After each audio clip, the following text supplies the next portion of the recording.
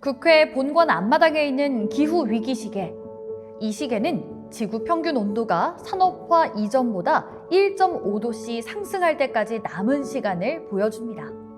국회는 기후위기의 심각성에 공감하며 2024년 4월 이 시계를 설치해 국민적 관심과 참여를 촉구했습니다. 2025년 트렌드 코리아는 기후 감수성을 주요 키워드로 선정하기도 했죠. 기후 변화를 피부로 체감하는 시대. 기록으로 보는 이야기, 오늘의 주제는 기후 위기입니다. 이에 대응해온 국회의 노력을 기록물을 통해 살펴볼까요?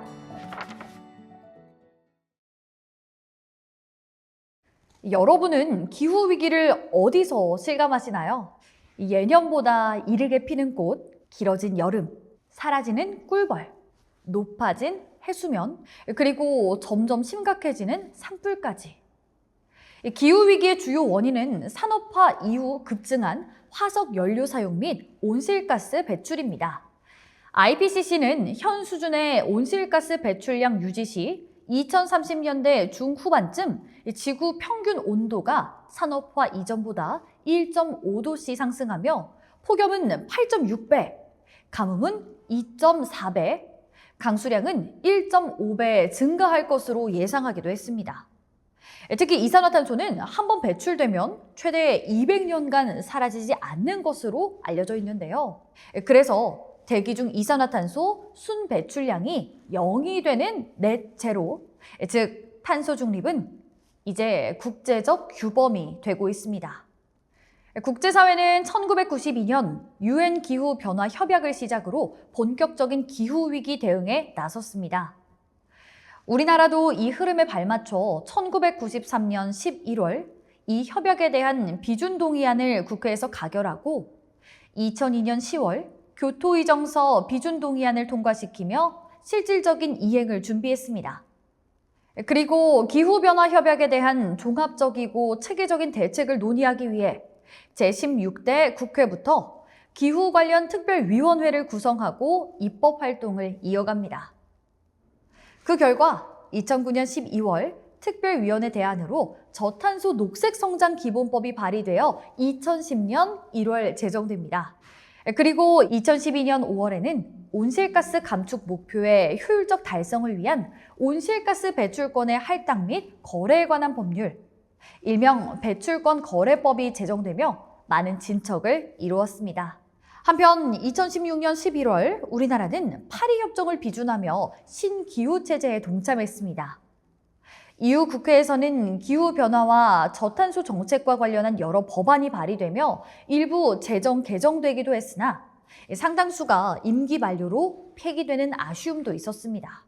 2020년에는 역대 최장 장마와 연이은 태풍, 이상 고온과 폭염 등으로 인한 여러 피해가 발생하기도 했습니다.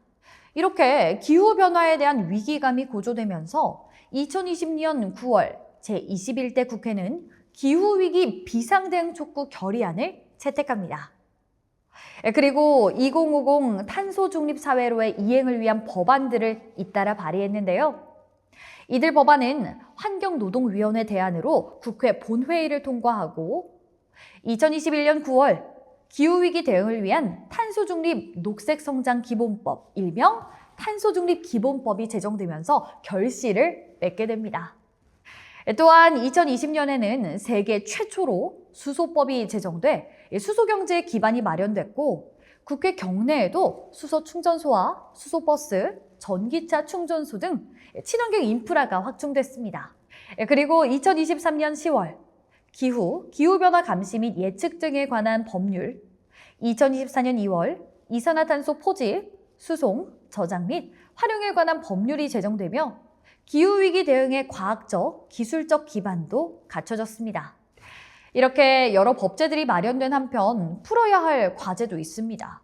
2024년 8월 헌법재판소는 2031년 이후에 온실가스 배출 감축 목표를 마련하지 않은 탄소중립기본법 제8조 제1항에 대해 헌법 불합치 결정을 내렸는데요. 이에 따라 정부와 국회는 2026년 2월까지 개정을 마쳐야 하는 상황입니다. 기후 대책을 확인하고 제도를 개선하기 위해 기후위기 특위가 첫 발을 내딛었습니다. 그리고 마침내 2025년 3월 기후위기 특별위원회 구성의 건이 국회 본회의를 통과하면서 제21회 국회 기후특위가 출범하게 됐죠. 이번 기후특위는 입법권을 갖고 탄소중립기본법 개정은 물론 배출권 거래법 관련 법률안도 심사 처리하며 정부의 기후위기 대응 정책을 종합적으로 검토할 예정입니다. 이외에도 이미자 의원이 발의한 탄소중립기본법 개정안을 시작으로 22대 국회에서 기후위기 대응을 위한 논의는 지금도 계속되고 있습니다. 우원식 국회의장은 제22대 국회를 기후국회로 만들자고 제안하며 국회 조직 차원의 친환경 실천 정책을 추진 중입니다.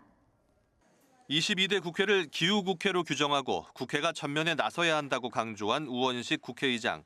오늘은 국회 도서관 카페에서 진행된 다회용컵 순환 시스템 도입 기념식에 참석해 국회 일회용품 감축 계획을 발표했습니다.